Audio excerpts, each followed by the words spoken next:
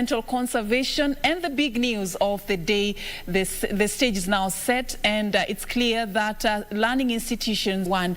We have details of this and other stories in our comprehensive news bulletin that begins right now. My name is Serfine Achieng, and our sign language interpreter is Simon Karotha.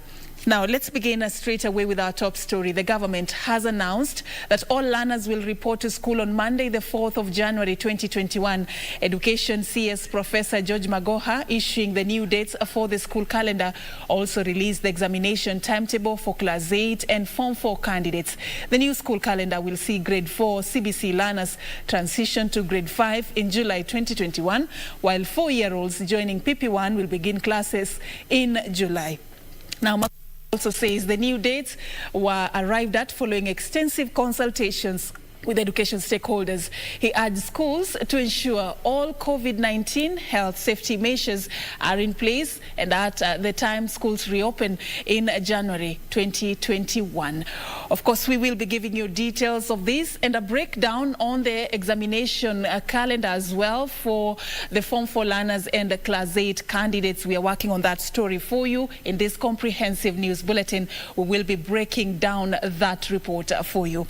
Now, on to other matters. Environmentalists in Trans Nzoia County are raising concern over wanton destruction of forest cover and wetlands in the region.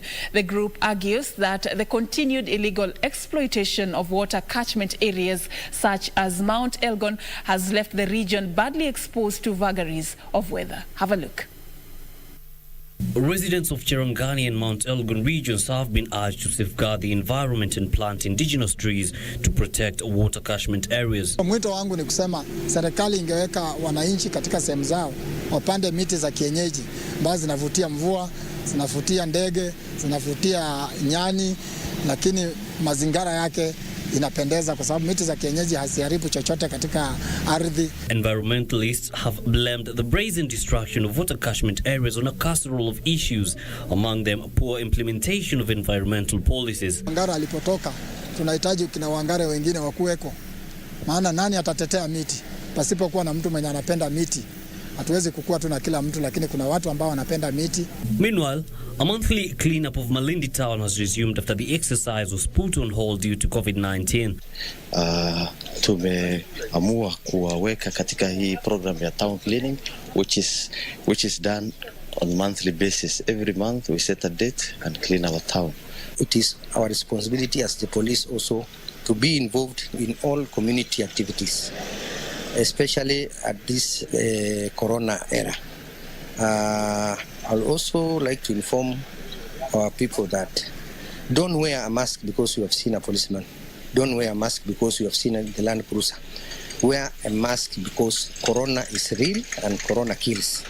The multi-sectoral exercise aims to lift the status of Malindi as a world-class tourist destination.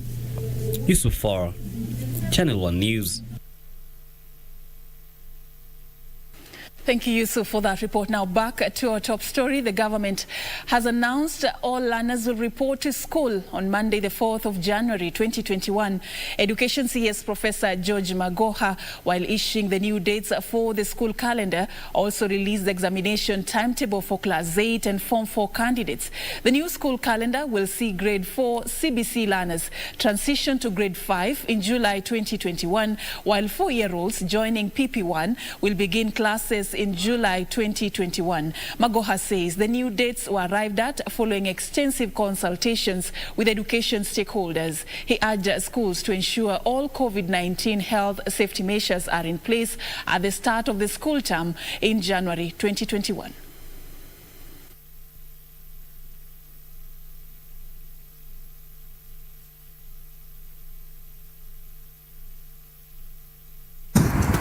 Will reopen fully on the 4th of January 2021. This will apply to PP1 and 2, Grade 1, 2 and 3, Class 5, 6 and 7, and Form 1, 2 and 3 learners. 2. All 4-year-olds will join PP1 in July 2021. Number 3, Pre-primary 1 and 2, grade 1, 2 and 3, class 5, 6 and 7, and from 1, 2 and 3 learners will start their second term on the 4th of January 2021 and end on the 19th of March 2021, together with grade 4 candidates. Together with grade 4 and the examination classes, which are basically class 8 and form 4. Number 4, all learners except class 8 and form 4 candidates will proceed for a 7-week holiday to allow for KCPE and KCSE examination administration and marking. Grade 4 and incoming Form 1 class 8 graduates learners will stay at home as other learners complete their third term. Number 6, grade 4 CBC learners will transition to grade 5 in July 2021. Number 7, international schools will reopen from the 4th of January 2021 for all their learners still at home. We wish to assure the country that the government is determined to ensure a safe reopening and learning of our schools. In doing so, we are drawing important lessons from the partial reopening that has taken place since October. We are confident that we will remain on the right trajectory to finding the winning formula that will ensure our learning institutions are safe for our learners and teachers. I wish to announce that TSC has negotiated with the teachers' medical provider for teachers to be covered for COVID-19 related diseases or illnesses. A COVID-19 incident reporting tool using the USSD code *202*07# *202*07# has been set up to assist teachers report to the scheme provider any suspected or confirmed COVID cases to enable them receive care and support in the fastest way possible. Looks like it's time to shake off the dust on the books, a visit to the tailors perhaps for new school uniforms, even as we wish all the parents all the best as they go ahead making plans to get school fees for their children. January 4th is the date that has been set for all other learners to resume classes, but safety of learners is key. It is what is balancing this whole equation. Our sign language interpreter is Lensa Odingo, by the way, and we also invite you to be part of this particular broadcast. We are streaming live on KBC Channel 1 and also invite your comments on some of the stories we are bringing your way. Now, moving on, herders in Kajiado County are expressing concern over the emergence of Ipomea plant that is posing a threat to the animals. The herders say the crop, which is not fit for human consumption, is posing a threat to animals whose grazing land is fast diminishing. They are now calling on the government to come to their aid. Plant, a green leafy plant that is posing a threat to herders in Kajiado County. The herders say the crop has occupied 25% of the land, reducing pasture for their livestock. The herders say the number of animals in the region is reducing by 15% annually due to the effects of the plant, as it is not a fit for consumption by either domestic or wild animals owing to its awful smell. They also say no plant can grow next to the plant. Kuna sehemu za Kajiado ambayo wafugaji tayari washahama. Wamena mvua inanyesha lakini hakuna nyasi, washahama. Serikali ya county ama serikali kuu isaidia watu itafute namna ya kutafuta naye kama ni watu wa kungoa hii ama waajiri vijana ama wale wasio na kazi waingie ili waweze kungoa hii magugu. As if that's not enough, the plant is also killing the honey industry. Once this plant flowers, another danger looms as bees collect nectar from the plant, endangering human beings even more. The honey is said to make consumers drowsy after consumption. Tumeona kwamba watoto wanaenda wakati wanaenda kuvuna hii asali wanakuja wanakuwa wanatapika, wanahara kwa sababu ya hii mmea. The livestock do not consume it. When it rains as it has rained now, it is the first one to grow. And it has invaded more land, and every year it is invading more. According to the Agricultural Sector Development Support Program County Coordinator Halima Nkari, the plant poses a big danger to livestock as the plant is spreading fast in the region. They're now calling on the government to intervene. Yusuf Farah, Channel 1 News.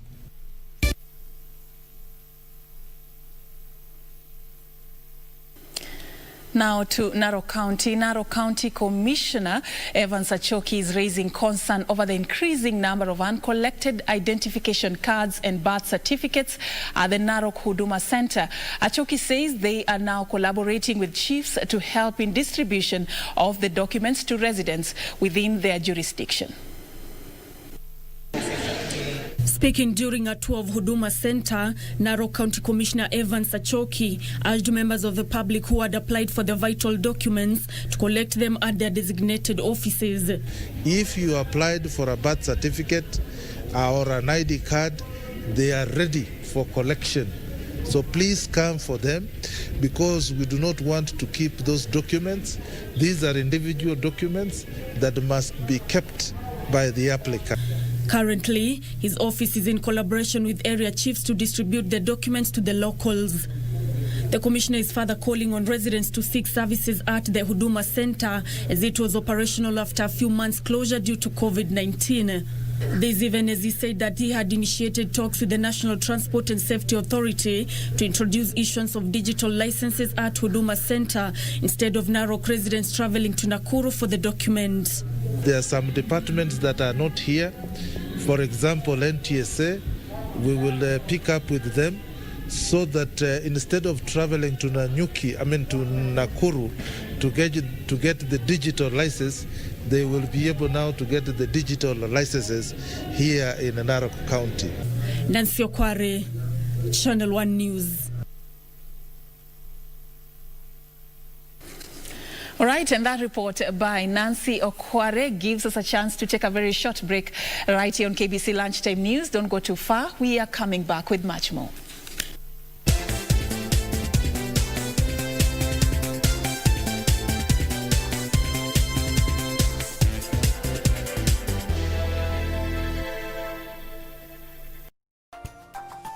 When the world changed, it made us go back to the simple joys and love the little things even more, like serving up your best, eating together, and sharing more.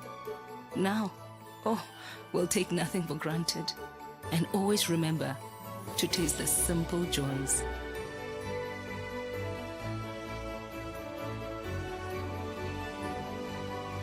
Enjoy the magic of Christmas with Coca-Cola.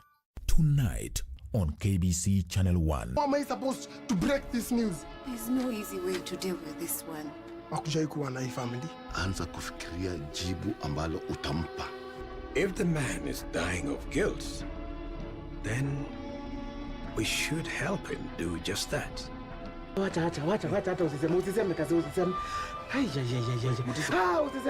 It's empty. First, you tell me where my father is. If I find him, you get the contents of that envelope. Can I help you? Well, hello there. Do I know you?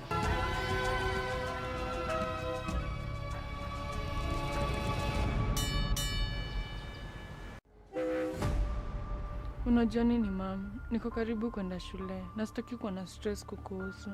Kristi, hebu rudi shuleni.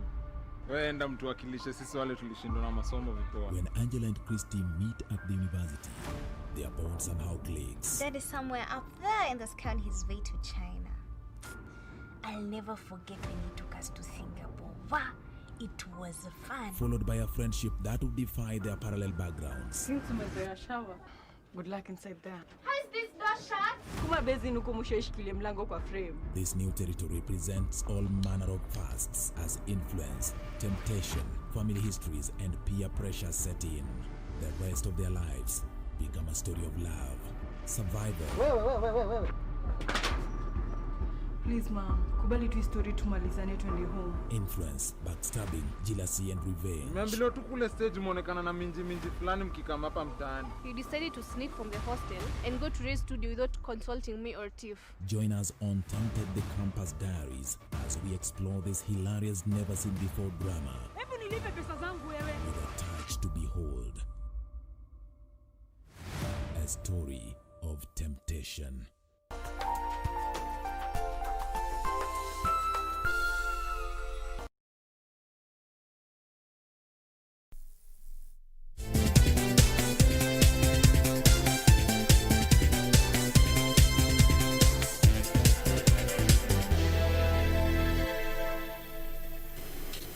Welcome back, and we appreciate you staying with us. Now, let me take you to Nakuru County, where the controversy over the ban on public service vehicles from the Nakuru Central Business District has taken a new twist after matatu operators vowed to resume operations in the CBD.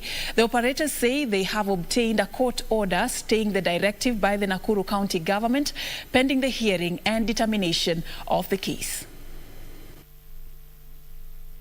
It has been weeks of back and forth between the Nakuru County government and matatu operators over a moratorium on the latter's access to the Central Business District. But the matatu operators now say they have a reprieve after the court intervened on the matter. Sisi kama wafanyabiashara ya matatu tuliweza kupewa oda ya kurudi kazini mwetu. Na tunataka aelewe ya kwamba sisi sio wale tulikipatia oda, na yeye ana ruhusa ya kuweza kusema ya kwamba oda yetu ni fake. Yeye sio afanye kazi kotini, na sisi tunaamini ya kwamba ile oda tulimpewa kutoka kotini ni halali na inaturuhusu kufanya kazi. Na kuanzia sasa kufikia jioni, tunataka watu wetu wa matatu wajiandae waweze kurudi kwa kazi yao kuanzia kesho. The Nakuru County government had banned the operators from the CBD as part of ongoing efforts to decongest the town. The county government has in the meantime questioned the authenticity of the said court order, vowing to keep the ban in place. 10 months into the ban, the operators have decried loss of business and the impact of the ban on small businesses within Nakuru town that depend on the matatu subsector. Watu wanataka kurudi kazini. Biashara zinakufa. Watu biashara ndogo ndogo zimeangamia kwa mji huu. Wamama ambao wangeliuza vitu sokoni wakienda wanarudi na vile vitu, maana wale wanunuzi hawafiki sokoni. Na kwa hivyo tunaendelea kusukuma matatu, lazima usaidie irudi katika soko na katika town. Hakuna nchi yoyote nchini hata katika kimataifa ambapo matatu haziko katikati ya mji. Tuangalie katika mji wa Nairobi kuko na matatu. Tuangalie Kisumu kuko na matatu. Tuangalie Mombasa kuko na matatu. Kwani ni shetani gani iko katika Nakuru ambayo hairuhusu matatu katikati ya mji? Wangapi wanataka matatu zirudi town? Na sisi ndio tulimpe kura. Sisi ndio tulimpe kura. Na vile tulimpe kura, tuheshimu sisi kwa sababu sisi ndio tulimpe kazi. All right, moving on, the National Nurses Association is calling for dialogue to avert a planned strike by frontline health workers demanding quality PPEs and improved welfare in the wake of the pandemic. The association, through its president, Alfred Ombego, urged the government to engage the Kenya Medical Practitioners and Dentists Board, as well as the Kenya Union of Clinical Workers, to end the impasse that could cripple the health sector. He was speaking during the donation of PPE kits worth 3 million shillings to Kenyatta University Teaching, Referral and Research Hospital. He called for the provision of quality PPEs to protect frontline health workers who put their lives at risk to care for the sick. Currently, there are 72 COVID-19 patients admitted at the Kenyatta University Teaching and Referral Hospital.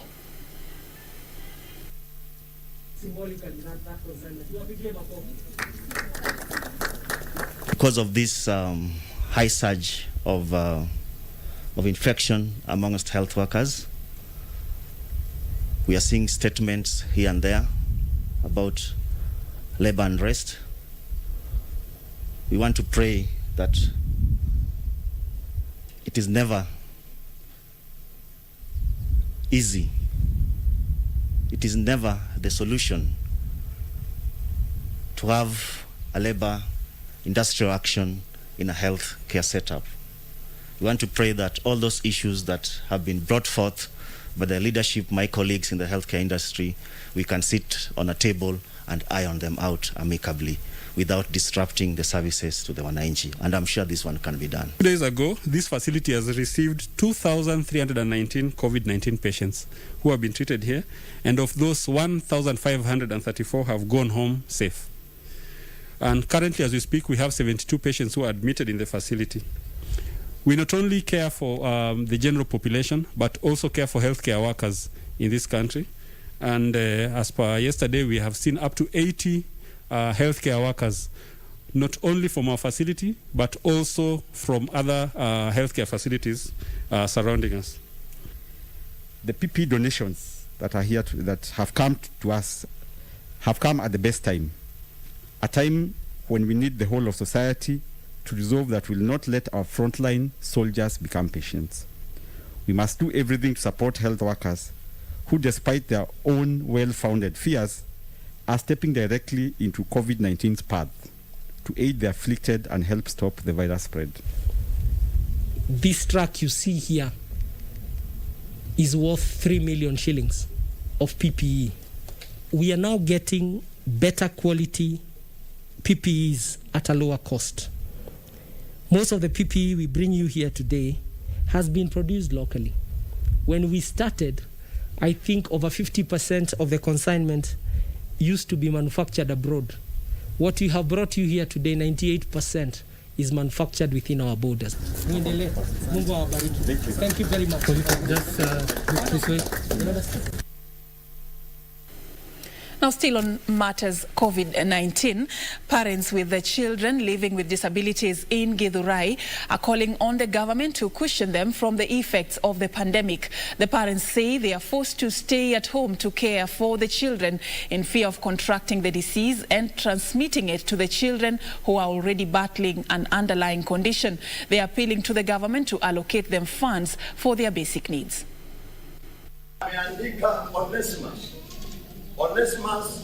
While the coronavirus pandemic has ravaged the country and disrupted the way Kenyans live their life, little focus has been made on the strain the pandemic has especially caused on children living with disability and more so their caregivers. In Githurai, parents with children with physical disability are decrying the challenges they face in raising their children in the wake of the pandemic. Kezia Wanjiru, whose child battles cerebral palsy, a permanent movement disorder, says most parents fear going to work to avoid getting infected with the disease and transmitting the same to their children. Kuja kupea wheelchair because those our children's wanahitaji hizo wheelchair, hawezi kaa, hawezi simama, hakuna kitu anaweza fanya.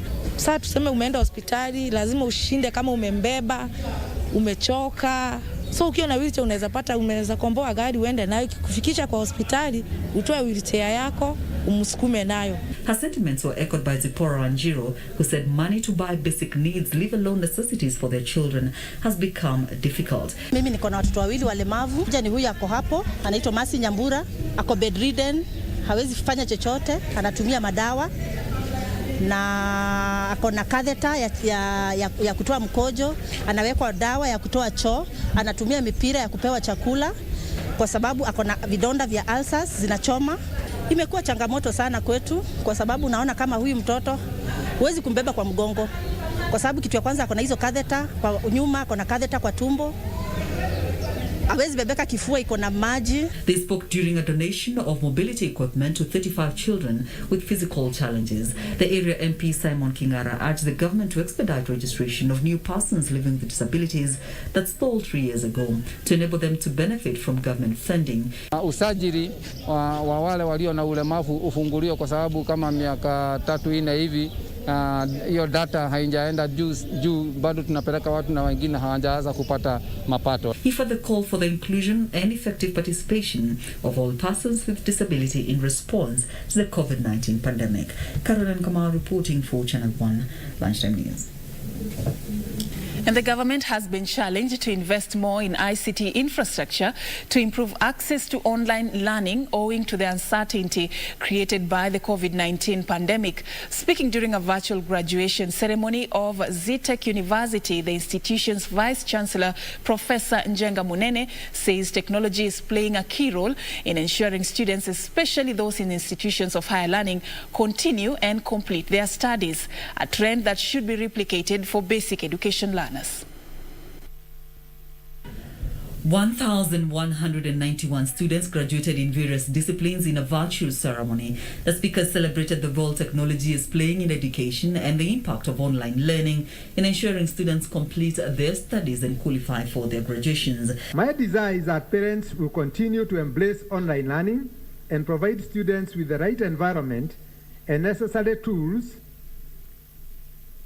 like computers and internet so that they can continue learning.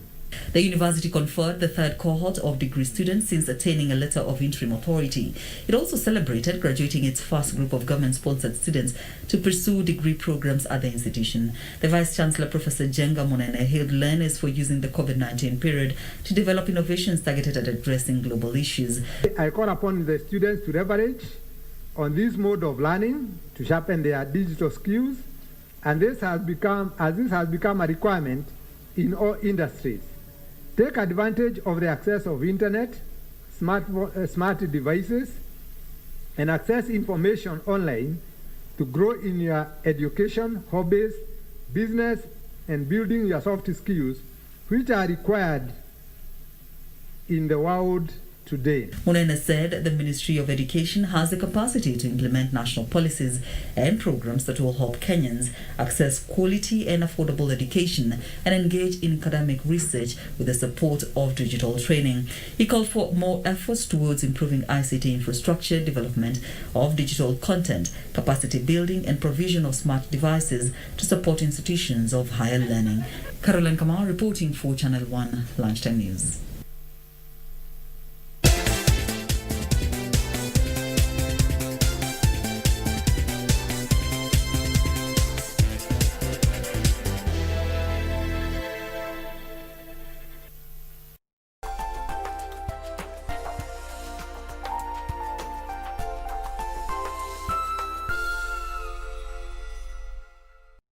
Next on. Oh, stay with me, baby.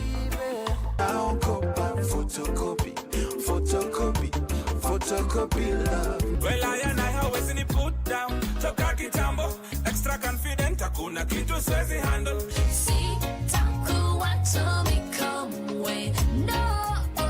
Whatever you do for the least of my brothers, you do for me, yeah.